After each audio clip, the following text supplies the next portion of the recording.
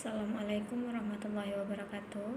Nama saya Radiatul Ulia, saya dari kelas 4A Teknik Informatika. Di sini saya akan menyampaikan materi Unit Modeling Language. Pengertian Unit Modeling Language (UML) atau Unit Modeling Language adalah suatu metode permodelan secara visual yang berfungsi sebagai sarana perancangan sistem berorientasi objek. Definisi UML adalah sebagai satu bahasa yang sudah menjadi standar pada visualisasi perancangan dan juga perdokumentasian sistem aplikasi. Saat ini UML menjadi bahasa standar dalam penulisan blueprint software atau arsitektur. Kedua, konsep permodelan menggunakan UML. Menurut Nugroho, sesungguhnya tidak ada batasan yang tegas di antara berbagai konsep dan konstruksi dalam UML. Tetapi untuk menyederhanakannya, kita membagi sejumlah besar konsep dalam UML menjadi beberapa view. Satu view sendiri pada dasarnya merupakan sejumlah konstruksi permodelan UML yang merepresentasikan suatu aspek tertentu dari sistem atau perangkat. Jenis-jenis diagram UML. Pertama, use case diagram, kedua activity diagram, ketiga sequence diagram, keempat class diagram, kelima statement diagram, keenam communication diagram, ketujuh deployment diagram, kedelapan komponen diagram, kesembilan object diagram, kesepuluh composite structure diagram, ke-11 interaction overview diagram, ke-12 package diagram, yang ke-13 diagram timing. Simbol-simbol UML yang pertama, aktor, mendefinisikan himpunan peran yang pengguna mainkan ketika berinteraksi dengan use case. Yang kedua, dependensi, himpunan di mana perubahan yang terjadi pada suatu elemen mandiri atau independen akan mempengaruhi elemen yang bergantung pada elemen yang tidak mandiri. Generalization, hubungan di mana objek anak berbagi perilaku dan struktur data dari objek yang ada di atasnya objek induk. Yang keempat, include, mendefinisikan bahwa use case sumber secara eksplisit.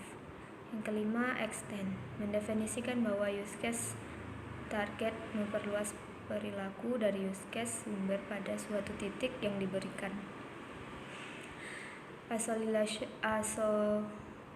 Association, apa yang menghubungkan antara objek satu dengan objek lainnya. Sistem, mendefinisikan paket yang menampilkan sistem secara terbatas. Use case, deskripsi dari urutan aksi-aksi yang ditampilkan sistem yang menghasilkan satu hasil yang terukur bagi suatu aktor. Collaboration, interaksi, aturan dan elemen lain yang bekerja sama untuk menyediakan perilaku yang lebih besar dari jumlah dan elemen-elemennya. Ke-10, nodes, elemen fisik yang eksis pada aplikasi dijalankan dan mencerminkan suatu sumber daya komputasi. Manfaat dan fungsi. Manfaat unit modeling language yang pertama, memudahkan programmer untuk menciptakan sistem yang hendak dirancang. Yang kedua, UML dapat memudahkan programmer guna dapat memahami flow atau alur sebuah sistem. Yang ketiga, dengan adanya UML, programmer dapat semakin gampang untuk memahami perangkat apa saja yang dibutuhkan dalam sistem yang hendak dibuat. Fungsi-fungsi unit modeling language yang pertama, dapat memberikan bahasa permodelan visual kepada user dari berbagai jenis pemrograman ataupun proses rekayasa. Yang kedua, dapat menghubungkan metode yang terbaik dalam permodelan. Yang ketiga, dapat membagikan model yang siap digunakan adalah bahasa permodelan visual yang eksplisit untuk saling berbagi model dengan mudah dan memperluas program. Yang keempat, dapat berguna sebagai blueprint karena lengkap dan detail dalam perancangan, yang nantinya akan diketahui informasi dan detail mengenai coding atau program. Yang kelima, dapat memodelkan sistem yang berkonsep berorientasi objek, jadi tidak hanya berguna untuk memodelkan perangkat lunak atau software saja. Yang keenam, dapat membuat suatu bahasa permodelan yang nantinya dapat dipergunakan oleh manusia ataupun mesin. Selanjutnya saya akan menyampaikan materi data flow diagram. Pengertian data flow diagram. Data flow diagram atau DFD adalah alat pembuatan model yang memungkinkan profesional sistem untuk menggambarkan sistem sebagai suatu jaringan proses fungsional yang dihubungkan satu sama lain dengan alur data, baik secara manual, secara kompetensi. Yang kedua, komponen data flow diagram. Yang pertama ada proses. Proses memperhatikan apa yang dilakukan oleh sistem, kaitannya dengan aktivitas pengolahan data atau perekaman, pengolahan, pembentukan informasi. Proses merupakan kegiatan atau kerja yang dilakukan orang, mesin atau komputer dari hasil suatu arus data yang masuk ke dalam proses untuk dihasilkan arus data yang akan keluar dari proses. Kedua, terminator. Terminator mewakili entitas eksternal yang berkomunikasi dengan sistem yang sedang dikembangkan. Terdapat dua jenis terminator, yaitu terminator sumber dan terminator tujuan. Terminator dapat berupa orang, organisasi, departemen di dalam organisasi atau sistemnya yang berada di lingkungan luarnya yang memberikan input atau menerima output dari sistem. Yang ketiga, alur data atau data flow. Alur data atau data flow digambarkan dengan panah. Arus data ini mengalir di antara proses simpanan data dan kesatuan luar. Arus data menunjukkan arah menuju ke keluar di situ pun proses dari satu proses. Arus data menunjukkan arus data yang dapat berupa masukan untuk sistem atau hasil dari proses sistem.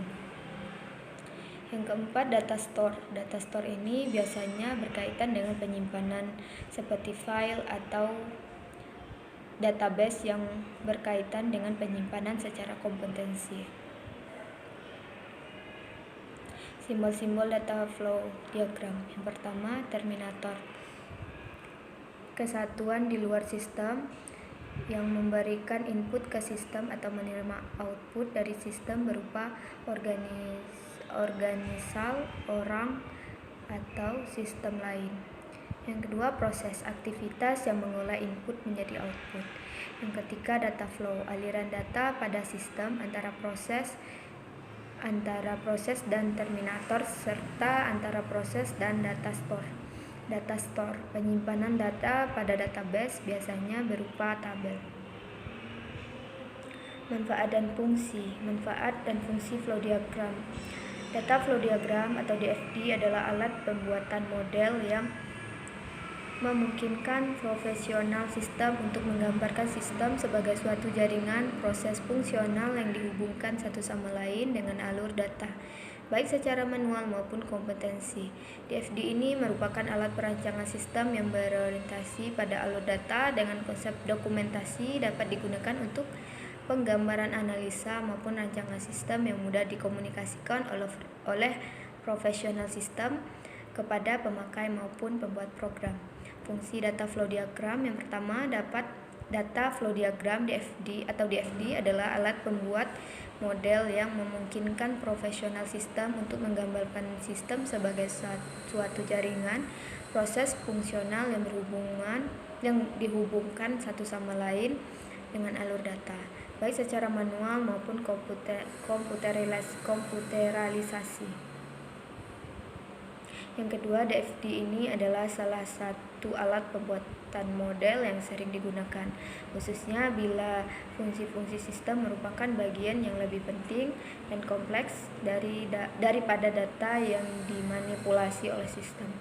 Dengan kata lain, DFD adalah alat pembuatan model yang memberikan penekanan yang hanya pada